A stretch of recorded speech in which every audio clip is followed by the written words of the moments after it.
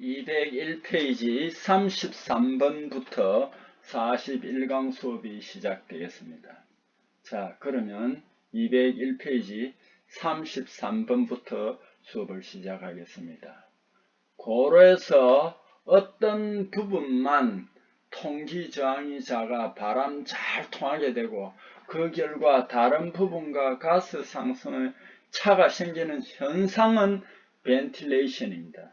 이런 현상으로 인해서 어느 부분에서는 고로 내부 철광석이 녹으며 비정상 운전이 되겠습니다. 그래서 가스 빠른 상승으로 그쪽에서 가스 광석이 갑자기 무너져 내립니다. 이런 현상을 날바람, 취발 또는 채널링이라고 합니다. 자, 통기 벤틸레이션입니다. 고로 특정 부분만 통기 저항이 작아 바람 잘 통하여 다른 부분과 가스 상승의 차이가 생기는 현상입니다. 이 문제도 상당히 자주 등장했으니까 이제 여러분이 웬만하면 다 이해가 다 되었으리라 믿습니다. 자, 35번 재선 야금이라는 고로 조업을 해서 철광석을 녹이는 걸 환원하는 걸 재선야금이라고 하는데, 그 재선야금용 연료의 구비 조건 중에서 틀린 것은 이렇게 됩니다. 코크스 구비 조건, 연료니까 코크스입니다. 발열량이 커야 됩니다. 황이 적어야 됩니다. 인이 적어야 됩니다. 회분이 많으면 안 됩니다. 이 가장 문제가 되는 것이 회분입니다. 심지어 이 회분이 있으면요, 회분이 1% 증가하면은 그 코크스는 2% 더 집어넣어야 된다고 합니다. 그래서 회분이 문제가 됩니다. 37번 고로조업용 원료 코크스의 역할 또 나오네요. 이런 걸 실기에도 나옵니다. 열원, 환원제, 통기성, 통액성. 이제 코크스는 이제 그 구멍이 있어가지고 통기도 잘 되지만 철광석이 녹아서 그리로 내려가는 역할을 합니다. 그 다음에 앞부분에서 담죠. 열교환 매개체 이런 것도 했습니다. 그래서 코크스의 구비 조건도 이 실기 시험에 나오는 경우가 많습니다. 벨리스 구동장치 고열에서 보호하기 위해서 이 고로조업이 요즘 종을 한다고 벨리스 선의 슈트를 빙글빙글 돌아가면서 연료나 원료를 그 고로에 장입하는데 굉장히 높잖아요. 그죠? 그때 이 벨리스 구동장치를 쓰는데 이 벨리스 구동장치가 실을 고열에서 보호하기 위해서 냉각수를 순환시킬 때 정전으로 순환수 펌프 가동이 불가능할 경우에는 이 구동장치 보호를 위해서 냉각법은 뭐냐면 질소가스를 공급한다. 산소는 그 연소라고 그 불이 잘 붙도록 해주는 반면에 질소는 불이 안 붙도록 꺼주는 역할을 합니다. 소화하는 역할을 합니다.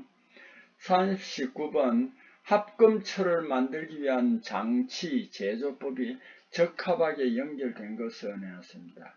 자, 여기서 테르밋은 밑에는 테르밋 하면 여러분 무조건 알루미늄입니다. 알루미늄. 테르밋은 무조건 알루미늄이다 하는 걸 꼭 알아두세요. 그래서 틀렸죠. 고로는 탄소 환원이 아니고 고로는 뭐냐면은 여기 산소 환원을 합니다. 그 다음에 전로는 산소의 취정입니다. 산소를 풀어넣어 줘가지고 바람을 풀어넣어서 정연한 데서 이걸 산소 취정이라고 합니다. 전기로 제강, 보통 스크랩을 고철을 주원료로 해서 강을 용제하는 것을, 용제라는 건 녹은 상태에서 이제 슬랙으로 만드는 겁니다. 그래서 강 용제하는 것으로 고온 쉽게 일어나며 온도 조절이 자유롭고 정확합니다. 그래서 여기에서는 진공탈탄이 아닙니다. 고온 쉽게 얻으면 온도 조절 자유롭고 정확합니다. 논의 분위기 산화성, 환원성으로도 할 수 있는 제강법입니다. 그래서 여기서는 진공탈탄이 아닙니다. 자, 이렇게 해서 이제 또 다음 페이지로 한번 넘어가 봅시다. 202페이지 41번 선철 중, 선철이라는 고로에서 녹인 그 쇠물을 말합니다. 인의 함량 적게 할 수 있는 방법인 것은 했습니다. 노상 온도를 낮춥니다. 다른 거 높였는데 이건 낮춰야 됩니다. 노상 온도를 낮추어 줘 봅니다. 그 다음에 속도가 늦은 조업을 해야 된다가 아니고 빠른 조업을 해줘야 됩니다. 그 다음에 염기도를 낮게 하여 조업하는 게 염기도를 높게 해야 됩니다. 장애물 중 인의 함유량이 적어야 되겠습니다. 그래서 여기에 보면은 인을 낮추기 위한 조건은 조업은 염기도를 높이고 속도를 빠른 조업하며 노상온도를 낮추며 장애물 중 인 함량을 적은 것을 선정합니다. 용선 불순물 중 고론에서 조정이 불가능한 성분이 또 이거 인이 되겠습니다. 자, 43번 이론적인 철품이 가장 높고 강자성체라고 나왔으니까 이거는 자철광입니다. 적철광은 보통 보니까 이것도 이제 요즘 그 광산이나 여기에 따라서 다르겠죠, 그죠? 그런데 적철광 철분 함량은 대략 70%더라.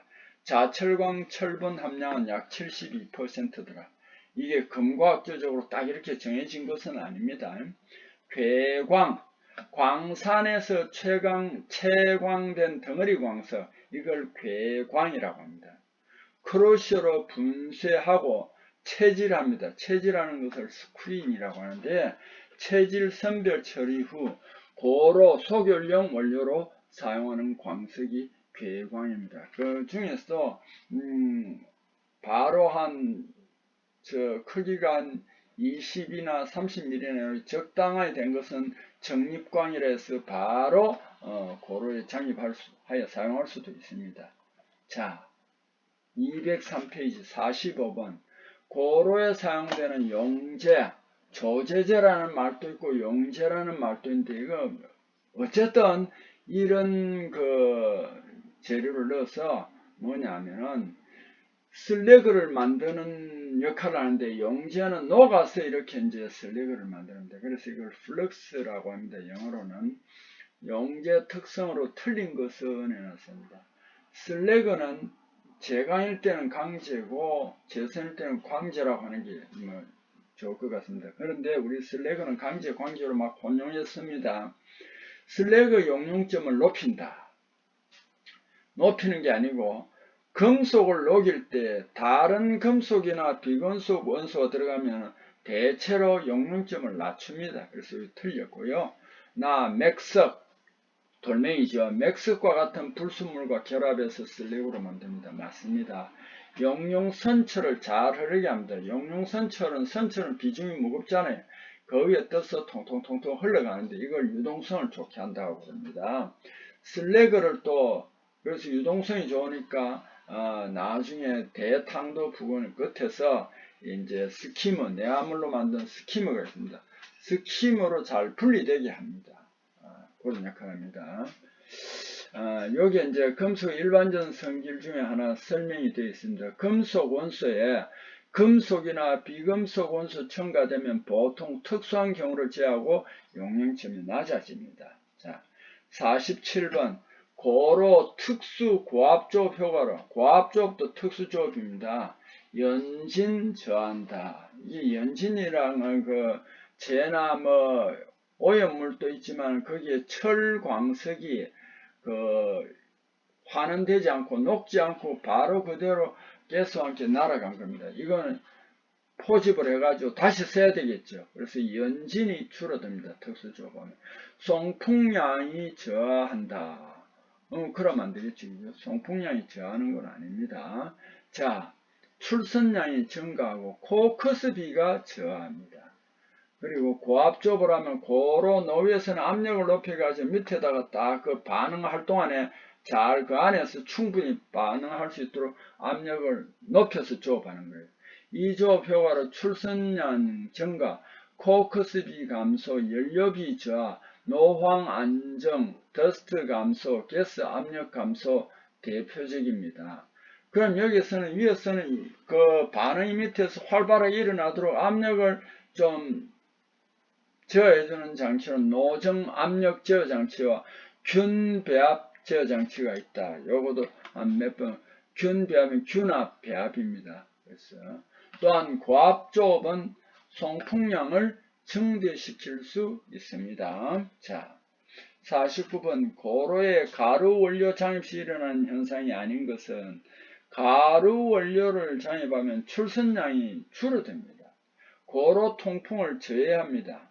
연질, 연한 소프트 멜팅 손실을 증가합니다. 그 다음에 고로 장애 걸림이 발생합니다. 그래서 코커스를 만들어 쓴다는 겁니다. 고로 장애 걸림이라는 것은 행링이라고 합니다. 걸림은 침이라고 하는데 기준치 이하의 가루광석 장입 후 고로 조업할 때 발생합니다. 코커스 부족, 코커스 품질 불량, 슬래그 유동성 불량으로 고로에서 장입물 강화 30분 이상 정지하는 현상이 행잉입니다. 자, 요거는 분명히 이렇게 해가지고 실기 시험에도 나올 수 있습니다. 미쉐가루 분말을 우리는 미분말이라고 합니다. 미쉐가루 분말을 미분말이라고 하는데 이거는 소결을 합니다. 소결 원료로 부적합한 것은 하는데 소결 원료입니다. 그런데 소결 원료에 펠릿을 쓰는 것은 아니다 이 말입니다. 펠릿은 입도 0.1mm 이하 미세 분광석을 이건 굉장히 가늘어요. 입도 미세 분광석을 입도 6 내지 18mm의 크기 입도로 구상화한 생펠릿으로 한번 제조해 가지고 그 다음에 1200 내지 1300도씨 정도 가열하여 괴상화한 철광석입니다. 그런데 이렇게 굉장히 비용이 많이 들게 만드는 것을 소결 원료로 다시 쓸 필요는 없습니다. 고로, 저스트, 밀 스케일, 밀 스케일은 FEO라고 그랬잖아. 사하 분광은 뭐냐면은 요거 몇 번 일본 제철에서 많이 쓴 겁니다. 일본식 한자입니다. 사는 모래사자고 하는 아래 하자입니다. 그래서 채로 쳤을 때 채 밑에 떨어진 것만 우리가 말하면 여기에서 반광과 같은 거예요. 사하 분광입니다. 자, 204페이지로 넘어갑니다. 204페이지 51번. 코크스가 과다하게 첨가될 때 일어나는 현상에 속하지 않는 것은 코크스를 과다하게 첨가할 때 자, 그러면은 뭐냐 하면은 배기가스 온도가 상승합니다. 워낙 그 뜨거운 열기가 많이 이제 그 반응을 했기 때문에 화격자에 이제 소결광이 점차갑니다. 여기서는 사실은 여기 지금 조금 빠졌는데 요거는 좀 요거 204페이지 51번은 말이죠. 204페이지 51번은 실제로는 조금 보충을 해줘야 됩니다. 어떻게 보충해 줘야 되느냐. 이 소결광 제조입니다. 소결광 제조 시 코크스 과다할 때, 많을 때 이렇게 됩니다. 소결광 제조할 때 코크스를 썼거든요.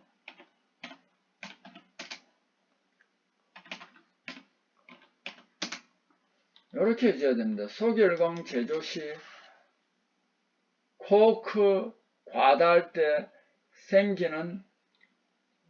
일어나는 현상이 아닌 것은 이렇게 해주는 게 좋습니다. 이렇게 해주면 소결광 제조할 때 소결광 제조 시 코크스 과다했다 일어나는 현상이 있습니다. 그게 아닌 것은 요거는 소결광 생산량 증대하는 게 아닙니다. 배기가스 온도가 상승하고요. 화격자의 소결광이 많으니까 오래 불이 붙어가지고 소결광이 달라붙는 겁니다. 소결광 중에서 산화철 성분 함량이 증가합니다. 소결 시 코크스 과다 첨가, 배기가스 온도 상승, 소결광 생산량 감소, 화격자의 점착, 이건 점착이라는 것은 다른 말로는 소착이라고 할 수 있습니다. 소결광의 산화층 함량 증대와 같은 문제점을 일으킵니다. 펠릿의 특성, 고로에서 소결광처럼 급격한 수축을 일으키지 않습니다. 펠릿은 좀 소결광보다는 조금 더 치밀하고 이렇기 때문에 수축이 급격하게 일어나지는 않습니다. 자, 그 다음에 용융샘물 대탕도로 흐릅니다. 용선 및 그 대탕도 끝에서 용선 및 슬래그를 분리하는 장치가 내암을 만든 스키머입니다.